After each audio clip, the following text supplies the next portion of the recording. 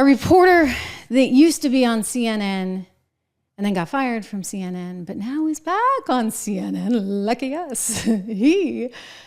He's like smoking something.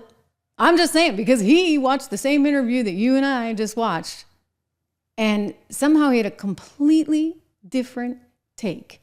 You know, I like to hear all sides. You're always going to hear all sides, and sometimes we get to laugh at the other side. This one is really pretty laughable. I would just say that he seems pretty desperate. It's like, have some respect, man, like for yourself, for your party. I mean, you got a bad candidate. Just admit it. If you admitted it, it might actually help her. Maybe she could actually learn from her mistakes. Here we go. Brian Stelter. I think this strategy from Harris was a Google strategy. She wanted Fox viewers to start to Google some of the things she was saying, because some of the comments she was making in this interview are foreign to the Fox audience. For example, General Mark Milley saying Trump is a fascist to the core. That's barely been covered on Fox News. So she was able to get some of those talking points in. This was the most adversarial interview Kamala Harris has probably ever done. Instead of getting to debate Trump again, she got to debate Bret Baier. And a lot of viewers are going to come away saying, wow, she's willing to do that. That's a sign of toughness and strength. Yeah. Okay, you just keep telling yourself that, Brian, all right? Just keep on telling yourself that. This is what you call the spin room. So he's taking his cues from the Kamala campaign, and they're like, whoa, we wanted to get this in, we got that in. Listen, I mean, in all fairness, really and truly, you guys should have been doing interviews from the very beginning. You should have been in combative arenas from the very beginning. But would it have helped? I actually don't think so. I was talking to one of my friends on Newsmax actually about this earlier today. I actually don't think last night it was right after the interview.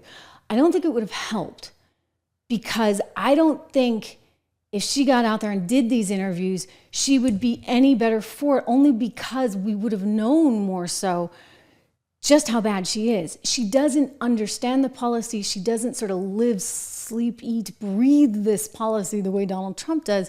She doesn't have that connection to what she's talking about.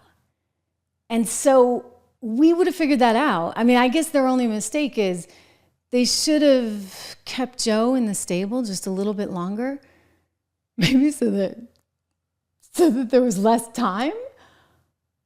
And maybe it could have pulled the wool over some people's eyes, but this is like, in an era where there's all this authenticity and realness.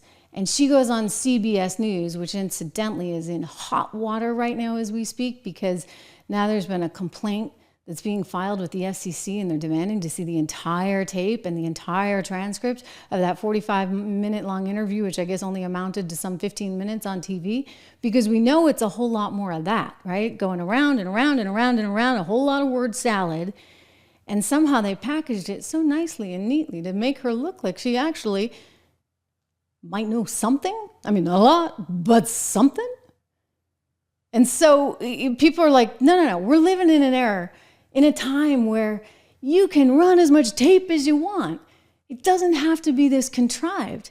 And look at Donald Trump up there sweating, playing Ave Maria, Luciano Pavarotti singing Ave Maria. You got YMCA, you've got a dance party with Donald Trump, who's trying to be cognizant of the fact that people were hot, they were tired, and there had been some illnesses there on stage. Kamala tried to say, oh, he's crazy, he's unstable, look at him, he's trying to have a dance party. ABC News actually, to their credit, told the real story. They had a reporter in there, Terry Moran, and he said, you know what, it was a really nice thing to do under the circumstances, and it was a real good, feel-good kind of moment. But Kamala's trying.